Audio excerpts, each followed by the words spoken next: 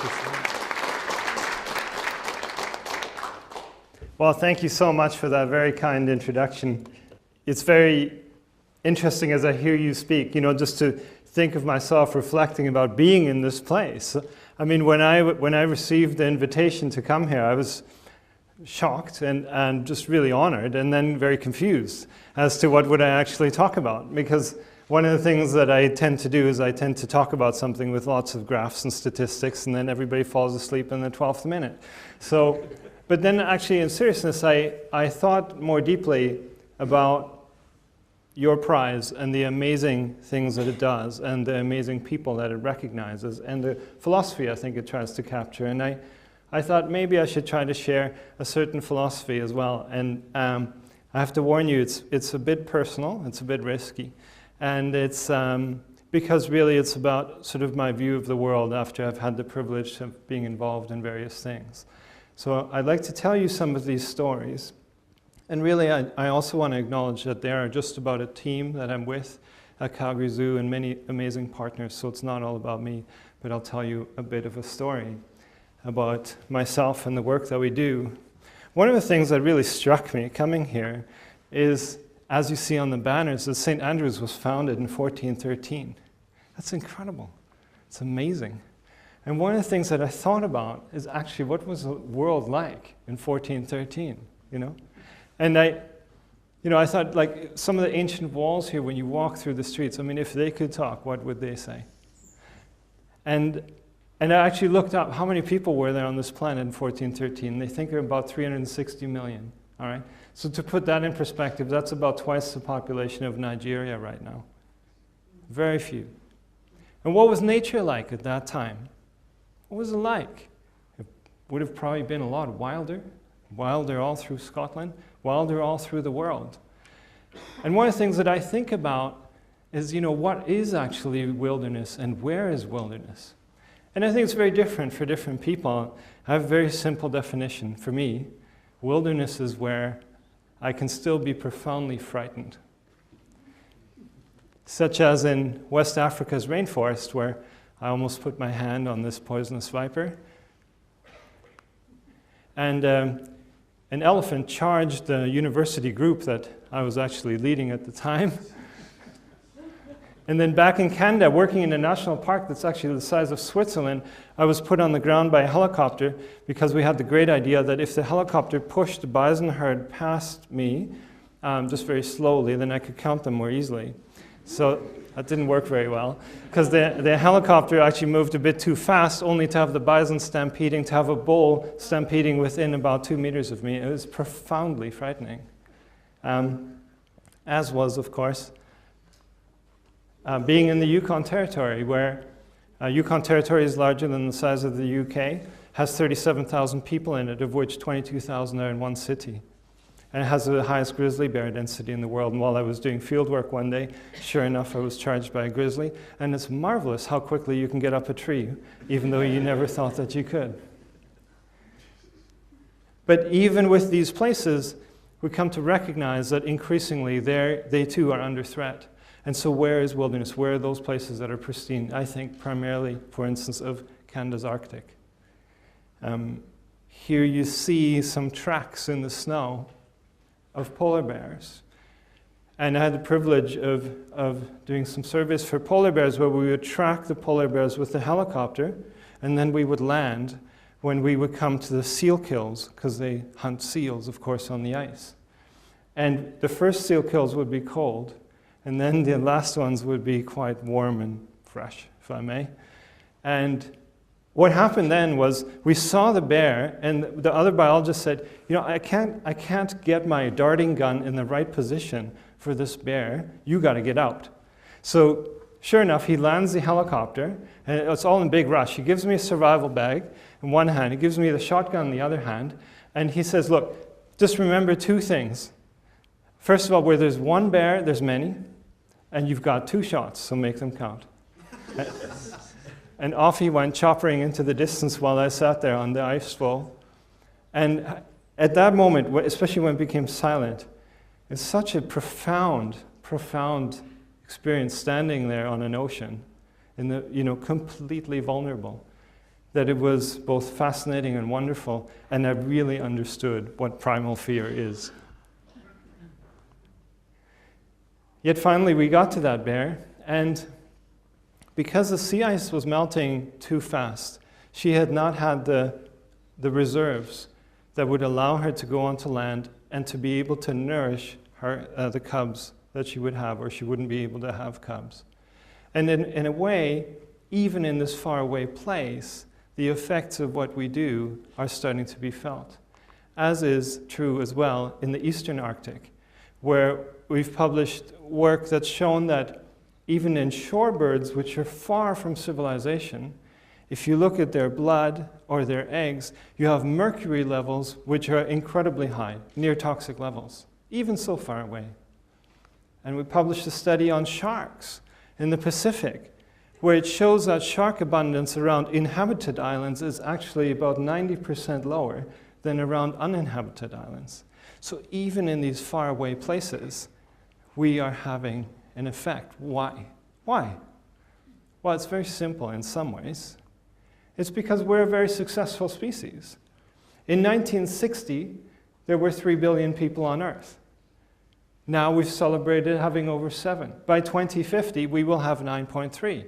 In a span of just 90 years, we will have tripled the human population on this planet. What does that mean? What does that mean for people? It means a tremendous need for resources. It needs a tremendous, need for innovation and harmony in some ways with nature. Because if we look at nature, what does it mean for that and for species? Let's look, for example, at this beautiful cat, which hunts through the forests of Taiwan so that it can get enough food to go and feed its kittens and nourish them and bring them up so they can hunt on their own. But she will not return. There will actually be no kittens because the Formosan clouded leopard is extinct. And here is a tortoise called Lonesome George. Lonesome George was in a Galapagos sanctuary where, for a very long time by himself. Because why is he lonesome? Because he's the only one. And the keeper looked after him for 40 years until 3 years ago. One day he came in the morning and Lonesome George was dead. And with that death, so too the Santa Pinta Island tortoise went extinct. I've done some training in South and Central America, and one day on a break in Costa Rica, somebody asked me, what would you like to do? And I said, we're in a rainforest. I would love to go see some frogs because I love frogs. And they said, we're sorry, sir, we have no frogs. And I said, that's crazy, we're in a rainforest. And they said, no, we've had a chytrid fungus, a disease come, and it's just wiped out all our frogs. In fact, frogs are so much in trouble that 1 in 3 species of frogs are now threatened with extinction. As you look, for example, at this fringe-limbed, Rhabs fringe-limbed tree frog, you are looking an animal in the eye. You are looking extinction in the eye, because once again, it is the last one, and when it leaves us on this planet, this species too will be extinct. And there's nothing we can do about it.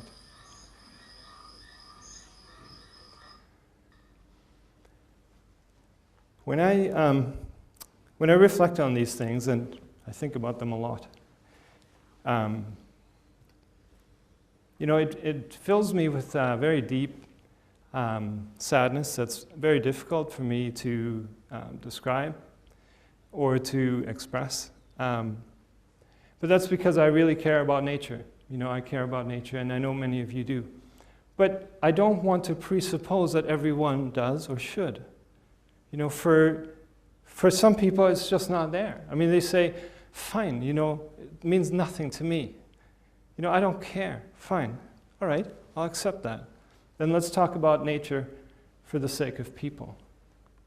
Nature provides us with the food that we eat, with, for example, pollinators that pollinate crops that we need now and into the future, with clean water that we drink, and with clean air that we breathe. In fact, nature is so valuable that it provides us with $125 trillion worth of ecosystem services every year for free. It'd be crazy to give that up, to have that be destroyed, to have that lost.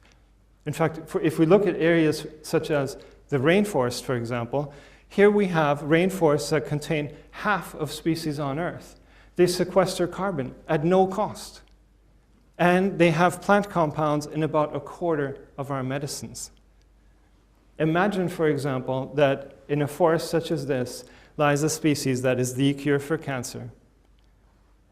And imagine now that it is lost before we can even find it. The challenges are great. It's a desperate situation. I know that. But does that mean we can do nothing?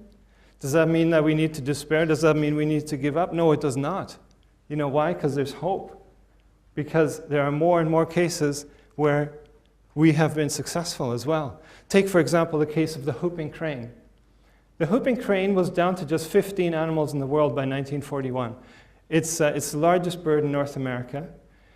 And this species has been used in captive breeding programs for reintroductions. In fact, we do science in captivity, but and in the wild, to help this species and to come up with solutions to put more of them into the wild every single year through initiatives such as Operation Migration.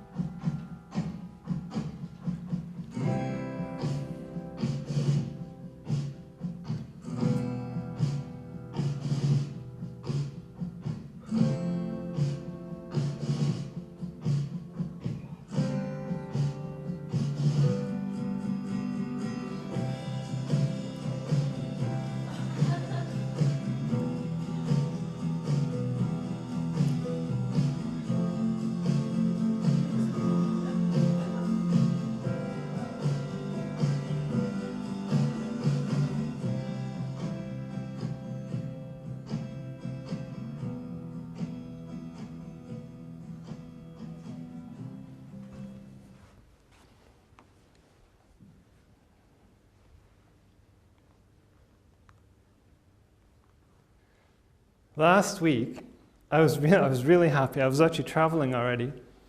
And I got this picture, and it's quite significant in some ways because we host teams that come up with solutions. And we've hosted the International Whooping Crane Recovery Team just very recently. And one of the future strategies for the recovery of the species is to create and enhance more reintroduction sites. So this is actually from one of those sites. One of these adults is a whooping crane, and the male is from Calgary Zoo. And it's gotten together with an American female, which is always nice to do things across borders. And in fact, they have raised now this tiny little chick. And that chick is actually the first chick to be born in the state of Louisiana since 1939.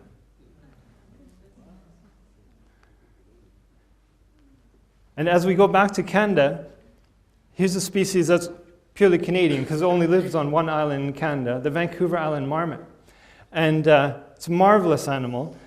But one of the things that was very striking to me in 2004 is I was in a meeting where we were talking about should this animal actually be the only mascot for the 2010 Vancouver Winter Games, the Olympics. And there was a lot of deliberation around it, and then people decided, no, they shouldn't. It's good enough. It's not good enough that they're cute and all that. Why? Because there were fewer than 40 of them left in the wild at the time, and it would be seen as a national embarrassment if 6 years later the species was lost altogether in the country. Well, since then, we've done, with partners, a lot of research and a lot of adaptive management and science, both in zoos and in the wild. And now, there are over 350 marmots again out in the wild. They're still not completely out of the woods, but what a change within just an 11-year period. So it shows, again, that tremendous things can be accomplished if you just work together. Another species we work on is a black-tailed prairie dog, which is found across the plains of North America.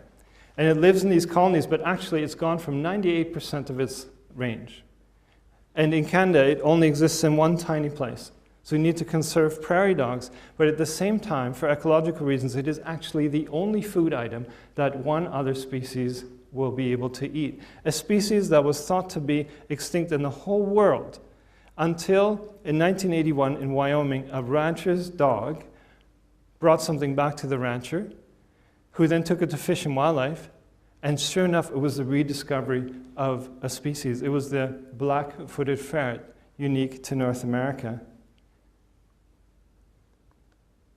And so we worked from 2004 to 2009 in terms of planning, in terms of doing science, in terms of all kinds of things, to try and look at whether it would be possible to reintroduce this species. And sure enough, in 2009, we did the first releases of the species together with Parks Canada and other partners. For some people, it was the most profound moment in their career to bring this species back again to the Canadian prairie. Within the first year, they had young. Within the third year, they had grandchildren. And the population is we encourage with the start. But we still worry about the state of the prairie dogs and the ferrets because of droughts that have affected the system. Nevertheless, we're building on this. And again, hopefully, this will mean the return of another species. As was pointed out earlier, I like canids so much that I try to slow myself down from talking about them too much, such as the swift fox. Okay, the swift fox is a species that I've worked on for over 25 years, along with my wife, actually. And these foxes are about half the size of your red foxes, but they're faster, I think, because they run at speeds of over 60 kilometers an hour, and that's how they got their name. And swift foxes were gone from the country by 1938. Reintroductions occurred ranging from 1983 until 1997 of 942 animals. And now we conduct monitoring of those populations on an ongoing basis. In fact, this program has been so successful that not only have they been downlisted from extirpated, being gone, to endangered, but in 2012 we had the Environment Minister sign off on the downlisting from endangered to threatened in the country. And hopefully they're well on their road of return. This is all within an environment, I must tell you, that can actually be rather challenging. Challenging in terms of, for instance, environmental reasons. This is my wife, as we would skidoo 140 kilometers a night so that we could check traps quickly so we could process foxes and let them go again.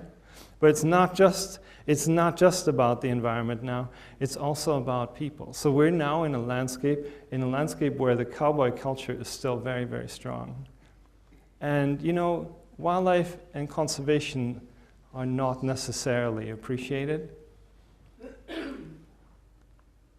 For instance, this relatively recent picture is of a man who's shot enough coyotes and red foxes just for the sake of decorating his barn with his trophies. And here's a man who killed over 400 coyotes in 1 year. And, he's very good at it. And I would see it. I mean, he would kill them and he would skin them right immediately. He reassured me it was the best time to skin them when they were still warm. And, here we were trying to save something. And so how do you work in that kind of landscape? How do you work around people like that? Well, for me, it's you work with them. You engage them. You bring them in. For instance, we named the foxes after his children.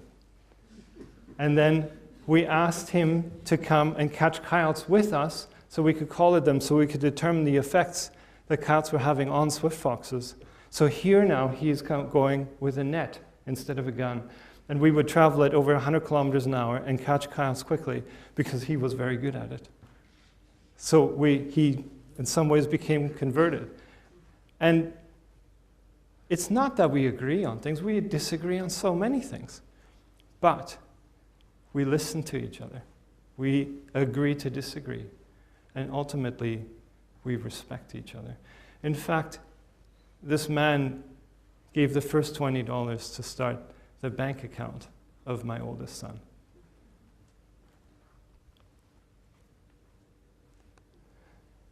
So maybe when we think about conservation, we should think a little bit less about animals and a little bit more about people, actually. For instance, this young man is from the ranch where I lived. And he's at his high school graduation for 2014. But you know what? He is the class of 2014. Because in these tiny, dying out prairie towns, he is the only grade 12er. He's a valedictorian. He gets the only scholarship. He gets to give the talk, everything like that. And he passed on the keys of the school to the grade 11s, to his brother.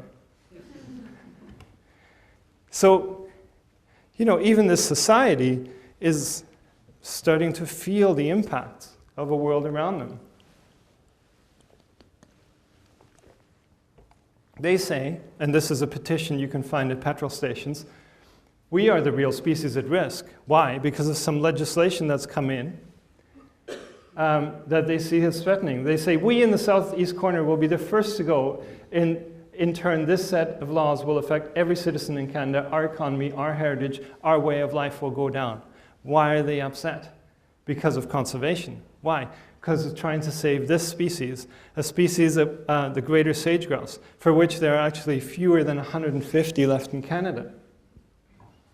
And the legislation and emergency protection orders have been imposed, the very first one in the country for a species, which actually precludes certain activities by landowners and certainly activities by the oil and gas industry as well. So how does this go down? Not very well, actually. Any which way you look at it, any stakeholder you are. And these are headlines from papers. And so basically, people are warring with each other in the courts and in the media. And so what's our response to that? We say, hey guys, why don't we get together? And you know, we ran a workshop with more people than this. But even at this table, the man in the suit has sued the agency to the right of him, represented to the right of him. The man with his back to us in the blue, he represents an oil company that has sued the federal and provincial governments. And the rancher in the back, actually, was one of the first people I met on the prairies. The only thing he said to me when I first met him is that because he was worried about things we would do, is that he would only ever use me for target practice. But yet, you know, here they are. They're together for 4 days together, very uncomfortable at first. But then they're working out solutions, and there was an agreement after this period that within 2 to 5 years, this species would be gone from the country if nothing was done. So there was an agreement to have additional habitat protection, to have governance reform, to have predator control, and a desperate need for a captive breeding program to be initiated. So I actually have a full-time biologist on this now that works with government agencies to find birds, because there are no grouse anywhere in captivity of this kind. So we need to pull eggs from the wild in a very careful way to bring into captivity. And actually, just last week, we received, in a very delicate operation, I can tell you, it's like a military operation to get this from the wild into the zoo safely, 10 eggs, which hopefully, like ones that we've received in the last 2 years, will pip out and produce the first individuals, which will be the core of a population which hopefully will be very instrumental in saving this species from extinction in Canada. Well, sage-grouse are the second most controversial species, I think, in Canada. And here's the first, the woodland caribou. The woodland caribou is a sensitive species that doesn't tolerate disturbances very well. But it runs through forests of lucrative timber and on top of resources in the ground that we all use, such as oil, which are also worth billions of dollars. And so there's been, again, the battle lines have been drawn between protection of the species and maybe resource exploration. That's how people see it. They see it as just divided. So how do they express it? Well, potentially like this. You know, what are we going to do? Let's just put put up the barriers, let's dig our heels in, let's fight. Well, you know, it's not effective, actually. It's not effective. It's also not very imaginative. And so our approach is different. I brought on the right the species planning expert from the IUCN to come out and actually have a look at these sites.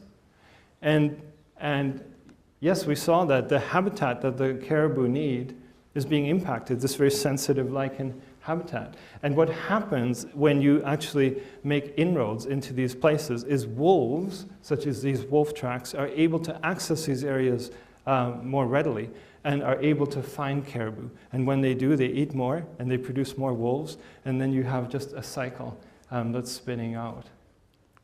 And that's primarily because of mortality of these young caribou. So again, how is this played out? Well, you war with each other, you know. And one of the things is the governments have actually instituted a wolf kill program where over 1,000 wolves have been killed, so that basically, you know, if you kill the wolves, hopefully you'll still have the caribou. But you know, is that the solution? I don't know. I mean, even Miley Cyrus is taking a stand now. So our approach is different. We bring people together. We've got representatives here from 8 companies. We have federal and provincial governments. We have all the leading academics. And we have non-government organizations, as well as, quite significantly, representatives of the Aboriginal First Nations people who want to operate on this land and have species that they still cherish. And so we're just writing up this report. But really, we're looking at, you know, different innovations. For instance, places where you can take a caribou to so that they can have their calves protected from predation, so that when they're large enough, they can again venture out. And if they're large enough, in fact, they will be able to withstand wolf predation. Well, I've told you a lot of stories about Canada, but the question is, I suppose, do some of these things matter more widely? So we just had a paper accepted last week through the hard work of one of my staff, who's done a review of reintroductions and reinforcements. Reintroductions is you bring a species back. Reinforcements is you're topping up a population in Canada, or in Canada and North America. And we find that it's quite ubiquitous now, this tool. She found that 298 species have actually been used in conservation translocations in North America alone. 298. I had no idea. I'll admit to you, I had no idea. And I should know this stuff, but I didn't. It's quite staggering. And really, the potential is so much greater. In 2013, we were asked by IUCN to revise guidelines for the world for any species anywhere as to how conservation translocations, movements, reintroductions, things like that could be used to recover species. And this was primarily because the science had grown up since the 90s and because of emerging threats, even like climate change was mentioned. So the key with this is it's being used by practitioners the world over. But one of the things that we're actually after as well is we want to see that integrated into policy, into policy. And the European Commission immediately adopted these right when they came out. But we're trying to get national policy implemented too. So people write to me and they say, hey, how can we do that? How can we implement national policy? The single best example, without exaggeration, not just because of being here, is from Scotland. Scotland has done an amazing job of putting those international guidelines into a national context in conversations with the government who has signed off on these. And these are being implemented right here, right now. So I think you guys should all be proud. Marvelous. And then we thought, you know, what about the oceans? I mean, would this be useful in the oceans? So again, another one of my staff members did an amazing review that we just published. And it found that 242 species are being used in the oceans and reintroduced and reinforced, even in places we had no idea, such as around the Philippines. And these reintroductions are not just being used to help save those species, but actually to bring back the ecological function. Only 8% are species focused, but 92% are to make the environment better again for both the ecosystems, but also for the needs of people.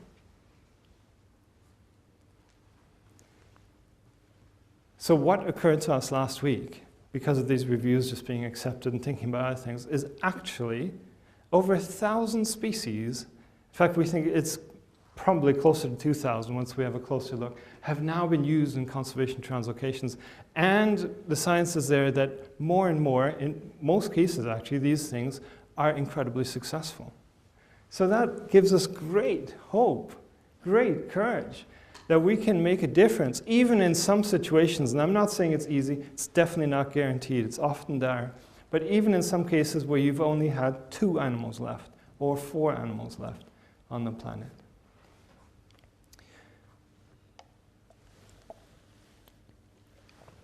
Again, though, is this just, if we're talking about North America and stuff like that, is it just about luxurious, rich countries? And you know, how does it look if we go into other countries where maybe the situations are even more difficult? This man is taking aim. The forests, for instance, in Southeast Asia are being lost incredibly quickly. We're losing about 300 football fields an hour of rainforest for palm oil plantations, for products that we use, such as food and toothpaste and all sorts of things like that. But you know, it has an impact, as this orangutan is clinging to the last tree in the forest and the last branch on that tree. And what's remarkable about these people is actually they're not trying to kill them, they're trying to save them. And it takes dedication, and it takes desire, and it takes a willingness to make a difference, and that's remarkable. They should be applauded. However, this is not necessarily the way these things always are. This mother is clutching her baby in her arms, and the people are standing there, and what are they doing? They're just waiting, just waiting. What are they waiting for? They're waiting for the traders to come, for the traders to come that will pay $90 for that little one. And when they come, they'll take that baby away out of her arms, and it'll be gone.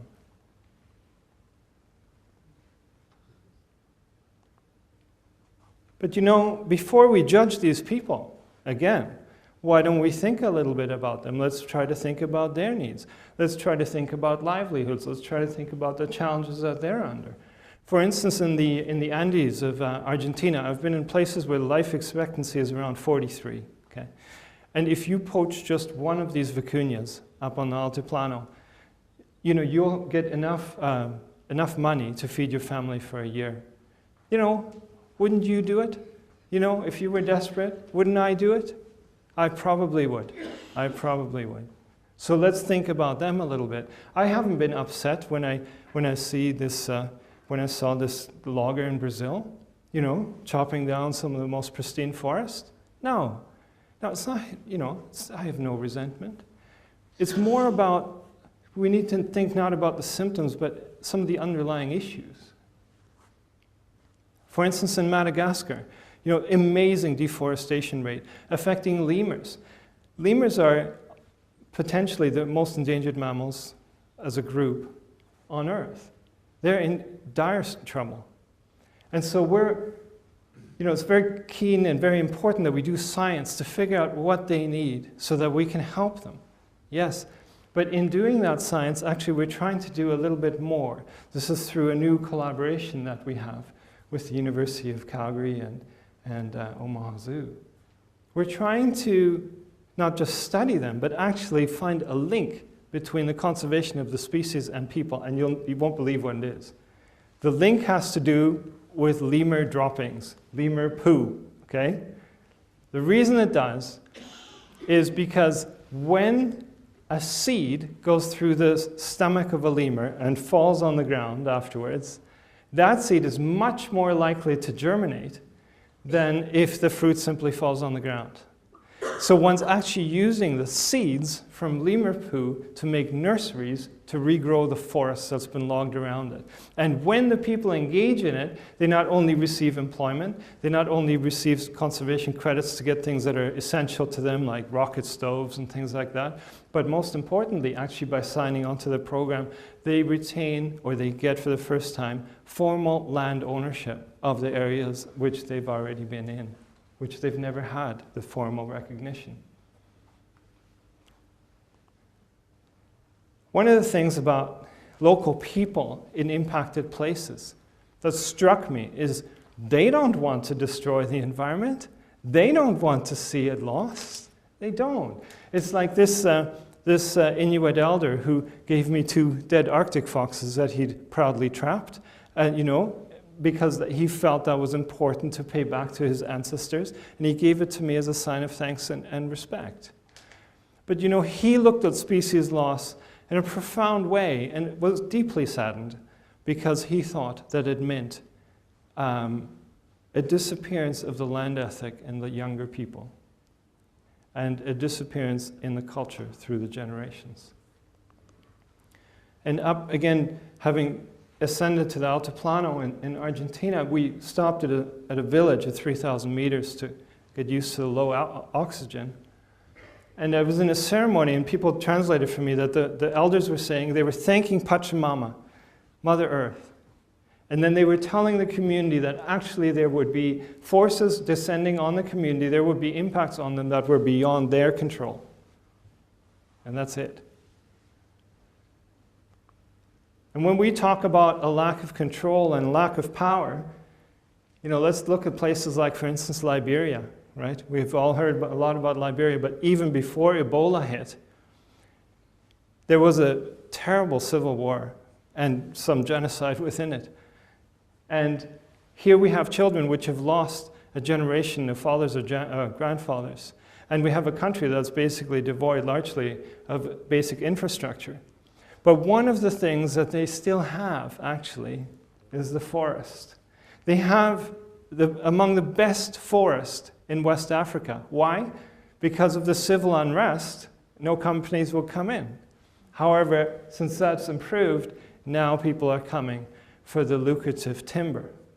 But to the local people, this is much more than just about timber. The forest is a place that to them is very, very deep in meaning. These men are guarding a forest that they see as sacred. There are sacred forests for men, sacred forests for women, sacred forests for certain rites of passage. And, it means something to them that is just hard to explain. And we don't need to understand it completely. We're just looking, for instance, for economic alternatives. For instance, what you see growing up and down here is black pepper that can then be harvested to at least provide some sort of small income from a forest that still stands. But beyond that, our staff who've developed relationships of trust have been allowed to go around the outside of these forests and been able to GPS them, and then to beam that information back home to Calgary to our GIS specialist, who's actually developed some of the first maps for these forests. And with those maps, now the community has been able to take those and to go to the government and say, these are the places that are important to us. Please protect them. Don't destroy them. Because they are protecting their culture. But actually, by doing so, they're protecting the species and the ecosystems too. As we go to Ghana, we work on a species called the Siditanga, an antelope that lives in the wetlands. And they're very, very hard to find, except for people like this man, Famous. His name's Famous. And he's very adept. I mean, he was able to snatch this little one. And the reason why they kill Siditanga isn't just for food. It's because it's the best sacrifice to the river goddess. And then the river goddess will make your crops good and your fishing good as well. So it has a very deep meaning. Now, he was against conservation, of course. But after working with him for 3 years and bringing him with us, making him part of the plan, here he is on the left, and he's learned how to set motion sensor cameras that actually have captured the first images of the species in the country. A species that's actually surprisingly large to have gone undetected to science, but it runs around only at night and can hide in a wetland and only stick its nostrils out of the water. So it's very easy to miss. Here he shows us the sign that he uses to hunt them. And we've actually, in a recent paper we've published, we've shown that by working with the hunters, we have a much better understanding of where the species is than if we just use traditional Western methods such as the camera traps. So basically, by having a feedback between the local community and the research community, and by developing trust and being true and being engaging and being respectful and also slow and patient, you can, come up with amazing things. In this case, for instance, a community protected area has been initiated for the protection of this species. Well, I'd like to also take you to a place that's very special to me.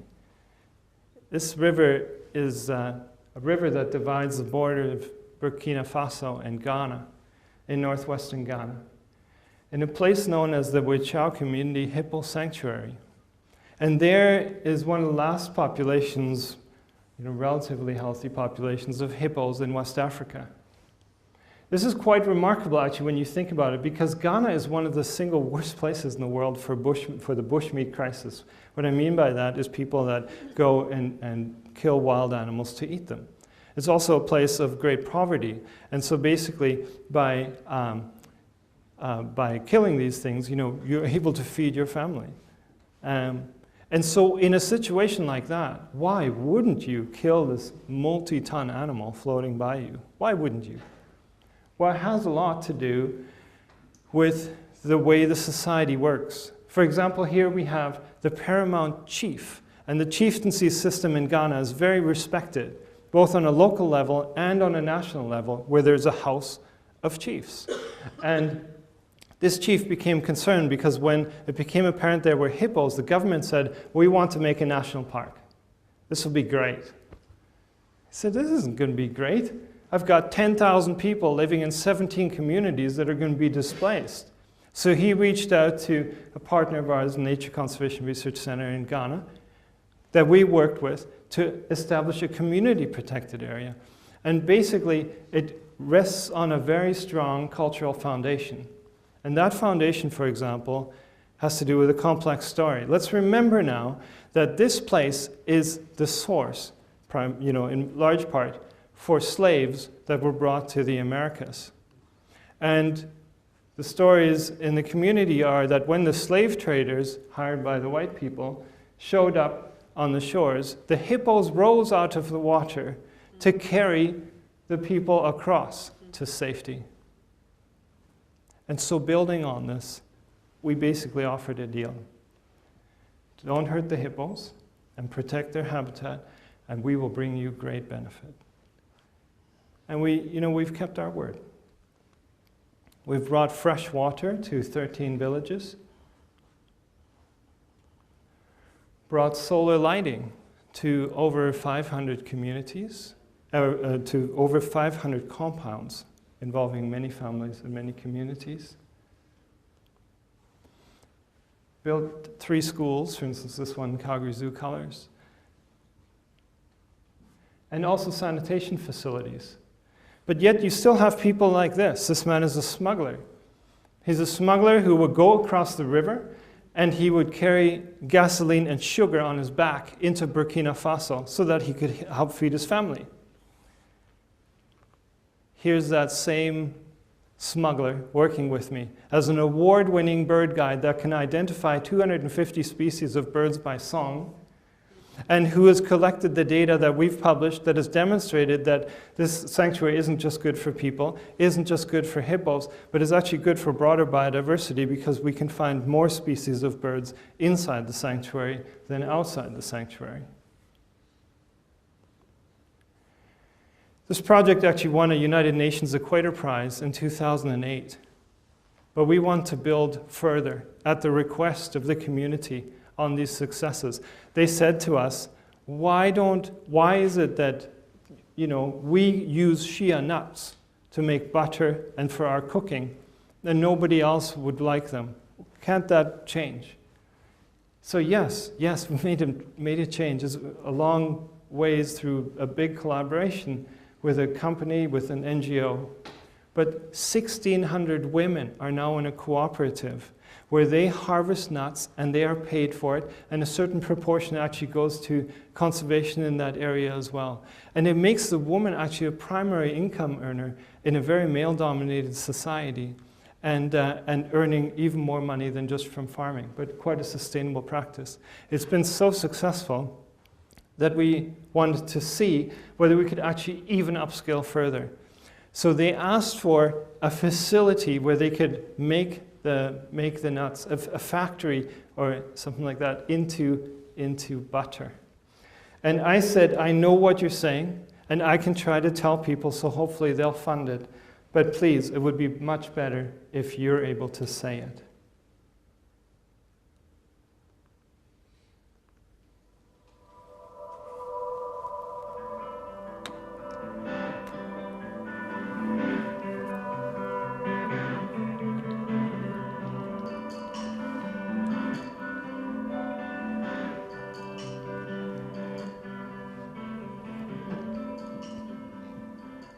That's our CEO.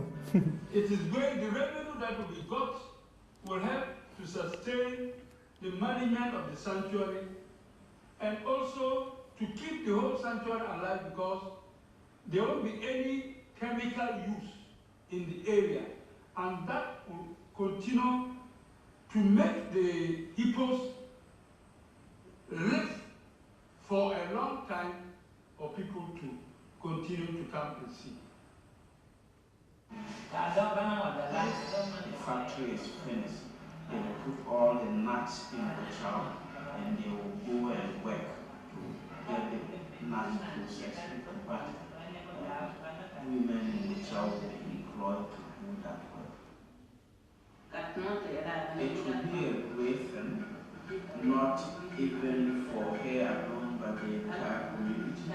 And it will be a long-term facility for the next generation.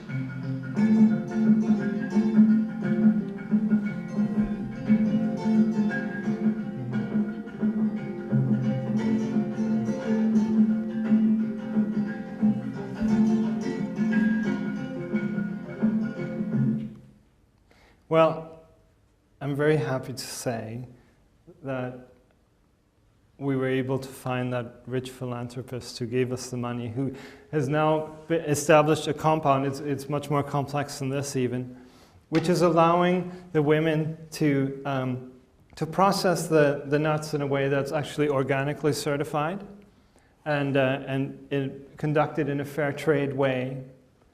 And to the great celebration, what it means is that we're looking at upscaling now to 4,600 women in this cooperative. And this is actually referred to, because we've published it as well, it's referred to as a model, community conservation model that's actually part of bigger global reviews. And some of the metrics that we've used are being used to evaluate other initiatives. One of the things that really strikes me about this place, because it's very special, is that here you have 4 tribes speaking 4 different languages, practicing 3 different kinds of religion, primarily Islamic, then traditional, and somewhat Christian, living in relative harmony together. Think about that.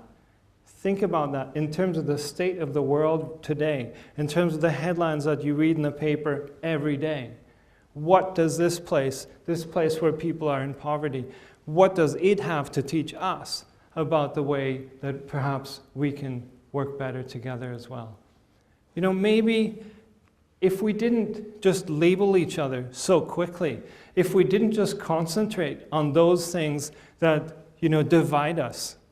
For instance, religion. You're never supposed to talk about religion, especially not in the most prestigious talk. But I will. And the reason is because all of the major religions actually have a very foundational, strong part in them in terms of the protection of species, in terms of the protection of the environment, not only for those species themselves, but because of whatever deity they believe in, and that, it is a gift. The Pope actually recently blessed fence posts which will be used around Mount Kenya to protect species there. And this has to do with a collaboration a staff member I have in Kenya to try and protect bongo and other species such as this. In Tanzania, where dynamite fishing impacts freshwater ecosystems, local imams were able to create something that conservationists could not. Conservationists were failing people from stopping it. But the imams said to their communities, you must stop. Why? Because it's inconsistent with the Quran. And in Tibet, in solidarity with the Dalai Lama, who was talking out against wildlife trade, local Buddhists were burning their furs to show that, yes, they're aligned with him and with the protection of species.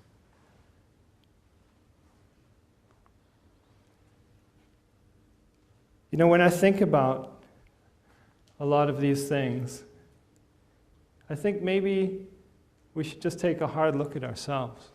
You know, what is it that we stand for? What is it that we want for this world, for ourselves, for our families, for our friends, for the world in general? What is it? Can we be honest with ourselves?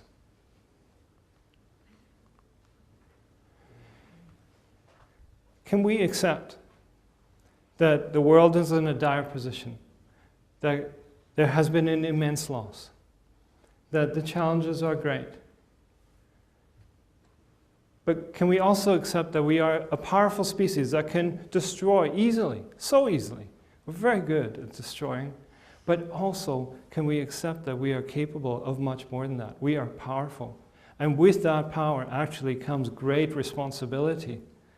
And besides power, we are also like these soldiers that are guarding the last northern white male rhino northern white rhino male, you know, capable of incredible kindness and gentleness. Or these friends of mine, you know, they still brand cattle. I've branded over 5,000 cattle. And they put as hot a branding iron into the side of them as you can imagine, and it's, you know, maybe it's horrible. But it's because they're trying to prevent the theft of their cattle. So let's perhaps not always just judge each other so quickly. Or here, for instance, employees of mine who work on frogs, who are dancing together with employees of an oil and gas company. You know, can we start to realize that economy and ecology are not incompatible? When we look at this man from Wichao, can we not see that while he's very different from us, maybe he wants nature to be preserved just as much as we do, that actually in those ways his values are very similar to the values that we have? I believe that there's something innate in us, even as children, an innate connection to nature. And you know, we lead busy lives, all of us, you know. And I think we get distracted, and maybe we forget. Maybe sometimes that love for nature falls asleep within us. But I ask for it to be reawakened. I want it to be reawakened in you. Because again, we have this tremendous potential, this tremendous ability to make a difference. And why shouldn't we? Look, for example, at a place like India and all the complexities it faces.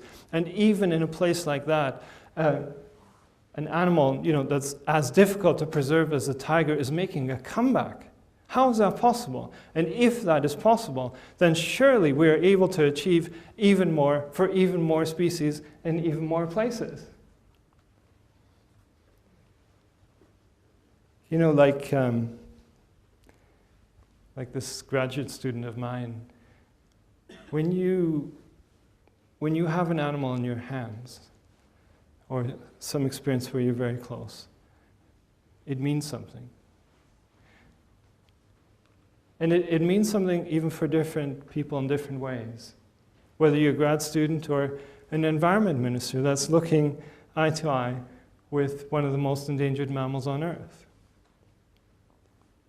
Or a landowner who's helping us to reintroduce burrowing owls because she cares for them and because she wants to be a good steward of her land. She just wants to participate. Let's have her participate. Let's reach out and make it possible. Or, like this First Nations dancer who danced in genuine joy on the first day that the black-footed ferrets were released. Why? Because the extinction of black-footed ferrets by 1938 also signaled the near extinction of his culture. And he was hopeful that by being able to reintroduce black-footed ferrets, there would also be a resurgence of the culture and of the land ethic that he so treasured.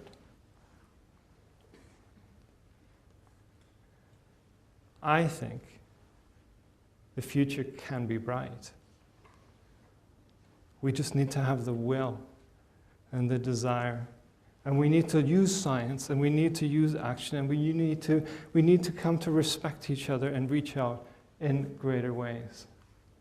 I think about, for instance, children back in Canada, or here in Scotland, or in other places, and I'm a father of 3, and one thing that I've found a lot is even when the children are small, they know what's going on. They know what's not going on in a hurry.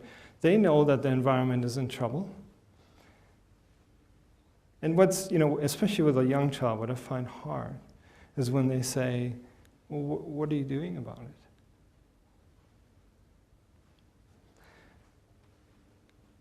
And I imagine even as other places are, having their troubles, other children in other places are saying similar things because the children want the same things.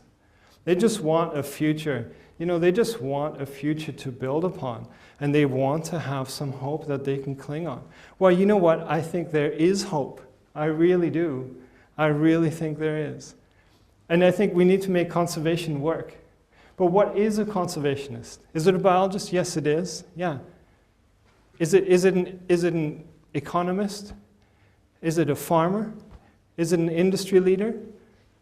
Is it a politician? Yes, exactly. It is. It's all those things. Exactly.